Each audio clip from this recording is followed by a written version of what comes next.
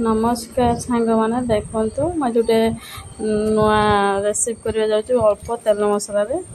मु प्रथमे परिया काटी नहीं प्रथमे मु कढ़ाई तेल देनी तेल दे सारापर से शुक्ला लंका 5 फुटन पकईनी तापर छेचिक रखी अदा को पकईदेली पकईदे सारापर लुण हल्दी पकई भल भाव में कषिदेवा कषिदे सारापर काटिक रखिदा परिया को पकईदेवा पकई सारापर तादेह भी मुझे टमाटो दे देती भल भाव गोलेदेवा गोले धरिकी झाँकुदेवा झाँकु दे सारापर मझीर मझीर नौटा बड़ा करता जमी परिया आमर भल भाव में सीझीज आ लुण हल्दी मिसीज भलसे कण न कंचा अंश कण रमर टे परिया सीझी आसला मझीर पकईदेवा लंका गुंड जीरा गुंड अल्प टिके काश्मीर लंका गुंड टे पकईदेवा टे कलर भल हाँपाई पकईदेवा पकईदे ढाँकुदेवा ढाँकुर दे सारापर किसी समय गलापर परिया धरिकी देखले एमती आलू सीझी जाए धरिकी ना नॉर्मल बीट आलू जनी सब तो नॉर्मल परिया से तो सीझी जाए बांफर सीझी जाए देखला आलू जमी सीझेला आम देखिले तादेह आम पकई टमाटो को ता सहित भी मिसईदेवा मिसई आउ टे भल भाव ढाँकुरदेवा ढाँकुर दे सारापर टमाटर पानीटा मरी आसला भल भाव में सब परिया को खुशुना घाटीदेवा घाटी दे सारापर जमी परिया सहित गोटा गोटा न रही मिसीज से मिसीगला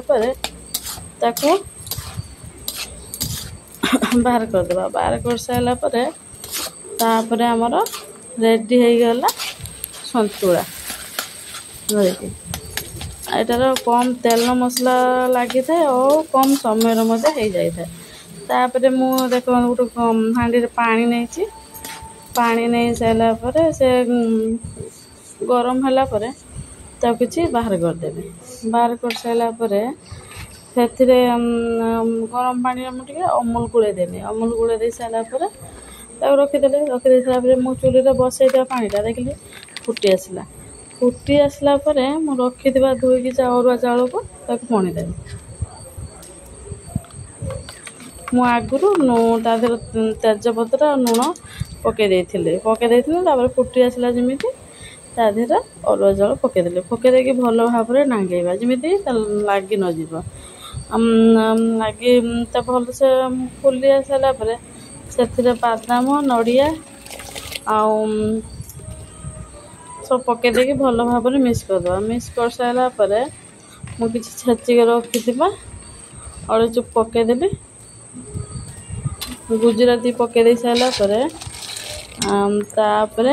जमी आम चाउलटा फुलीगला तार चीनी पकईवा चीनी पकई भल भाव में गुड़ेदेवा गुड़े दे सारापर तापर आमर रेडी हो खीरी आम तो खीरी माँ हटा सीना कहले ना खीरी बनवाई से घरे जा से बनईदेली तापर आम दीपर खायापीगला रुटी आ खीरी आ सन्तुला तरकारी आपन को कार सोमवार कार उपास यही सब रेसिपी भल लगे निश्चय कहे तापर आम दीपर खियापिया सईला मोर आसिली सिलाई करने मोर टे टाइम मिलने दीपर बसिकी सिलाई करे लोक मान सिलाई दे था मुझे कर